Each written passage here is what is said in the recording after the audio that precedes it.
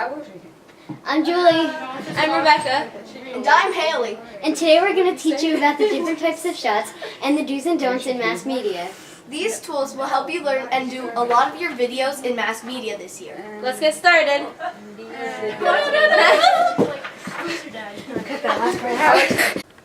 As you can see, there is a set of grid lines on the camera. You should always imagine these grid lines no matter what you are shooting. Although these grid lines are not actually on the camera, you always have to pretend that they are there to shoot the scene correctly. The top line is where you should put the eyes on a medium or close-up shot. This is called the eyes on third. These are 4 cross sections where if you put the subject on these cross sections, the viewer will call attention to that spot and see them.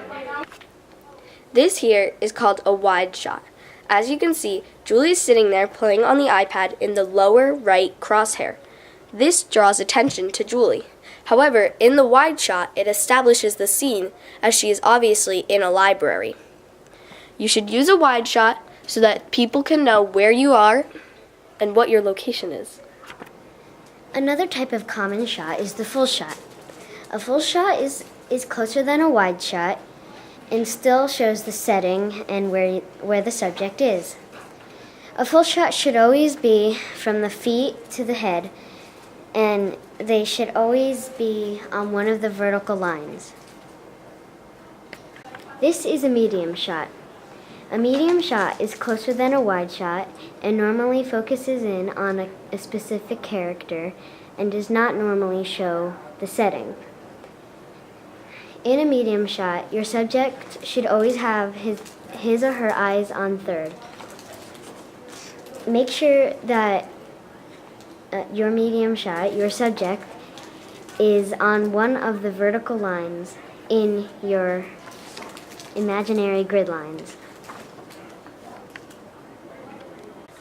This here is called a close-up shot. This closes in on Julie as she is playing games on the iPad. This shows her facial expressions as she does so. The close-up shot should be used to establish the face expressions, and you should always try to keep the eyes on third.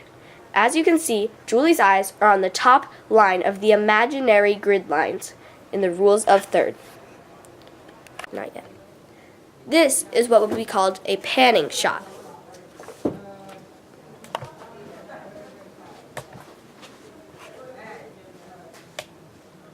A pan shot will normally be when someone is doing an action or you are focusing on many different subjects.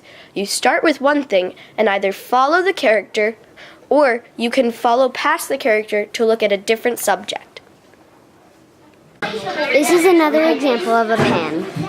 This pan can be used to introduce a setting 4 or 5 minutes. or some of your characters. Notice how I have the 4 girls in the lower left crosshair and another lonely girl in the right bottom crosshair. Now I will pan to show some boys in the lower right crosshair, and I'm still keeping the girl in the lower left crosshair. This is an example of how you can establish different characters in a setting.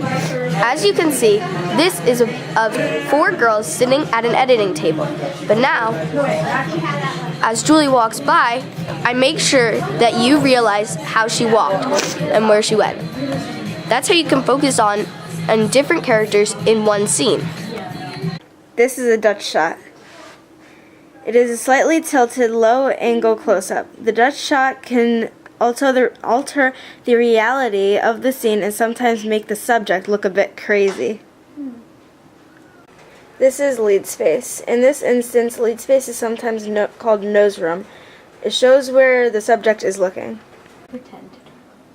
This is also a form of lead space. In this example, lead space is used to give the subject room to talk. Okay, ready, set, go. Now we're going to teach you the Do's and don'ts while filming. Don't center your subject. What? Do place your subject on one of the vertical lines. Do turn on your walkie-talkie and listen to all of Mr. Clayton's announcements. Don't do this. This is so loud and annoying. Who even needs these?